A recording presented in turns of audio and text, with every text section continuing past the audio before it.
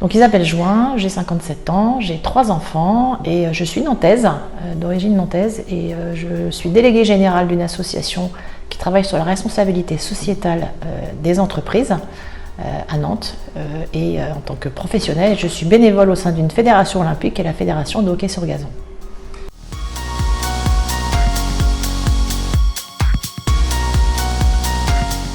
J'ai démarré, j'étais bénévole en fait dans un club de hockey sur gazon dans Loire-Atlantique, puisque je suivais mon fils, je l'ai accompagné. Après, en tant que bénévole, j'ai accompagné des équipes.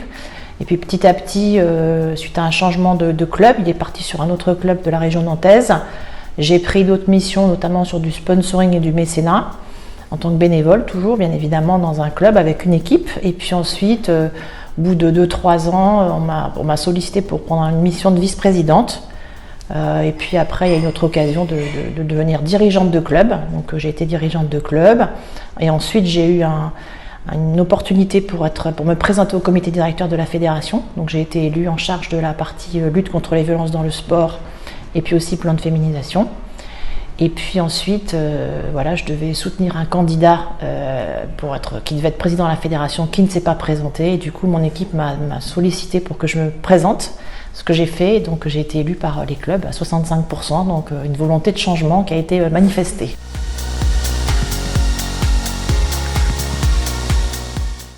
Eh bien écoutez, très bien, ça s'organise parce qu'effectivement, je ne travaille pas toute seule. C'est l'avantage, c'est qu'on a une équipe, à la fois les élus en fait au niveau du comité directeur qui ont chacun des missions, et aussi les membres du bureau. On est 7 personnes au niveau du bureau. On a la chance d'avoir des salariés de droit privé aussi qui travaillent pour notre fédération, avec à chaque fois des missions spécifiques, et des cadres d'État qui sont mis à disposition de la fédération, qui sont au nombre de 13.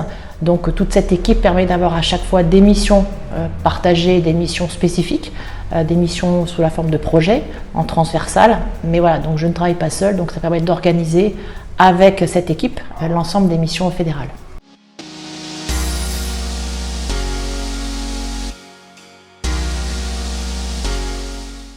Je dirais que la partie qui a changé pour moi, c'est qu'effectivement j'ai eu la chance de bénéficier d'un accompagnement qui a été porté par Femix Sport au départ, et puis le ministère des Sports et la Française des Jeux. Donc bien évidemment ça a duré 1 an, donc c'était du temps personnel, c'était le soir et les week-ends. Avec un groupe de femmes, on était une 12aine, mais c'est cet accompagnement-là qui a véritablement aussi été un changement, je pense, dans la façon d'aborder les sujets. Et c'est aussi ce qui m'a permis de me lancer le jour où l'opportunité s'est présentée. C'est grâce à cet accompagnement-là aussi que finalement j'ai eu envie de faire ce projet fédéral.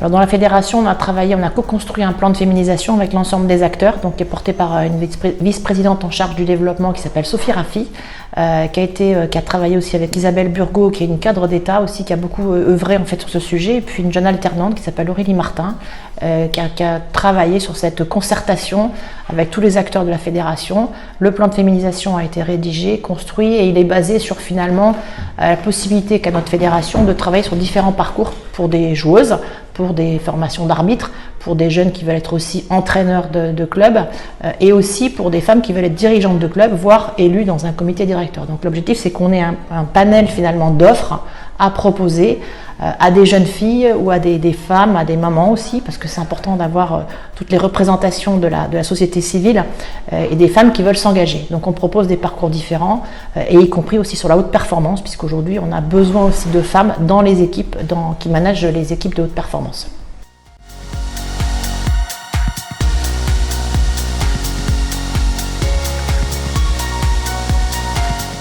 Alors non, je n'ai pas de passif de sportif de haut niveau, et le hockey sur gazon est rentré dans ma vie parce que j'ai habité le nord de la France. J'ai habité Lille pendant 6 ans, et que j'ai un fils qui s'est passionné pour ce sport tout petit à l'âge de 5 ans. Et quand nous avons déménagé sur Nantes, eh bien effectivement il y a eu la chance d'avoir un club de hockey dans la ville où nous habitions, et du coup ça a été le début d'une passion, et c'est comme ça que le hockey est rentré dans ma vie. Et que je me suis inscrite dans ce sport, et en apprenant aussi toutes ces dimensions, et c'est principalement ces dimensions d'inclusion, d'ouverture, et puis ce que représentait ce sport aussi au niveau mondial, puisque c'est un sport paritaire. Et il m'a semblé que c'était intéressant de contribuer en tout cas à faire émerger ce projet et puis à le pousser.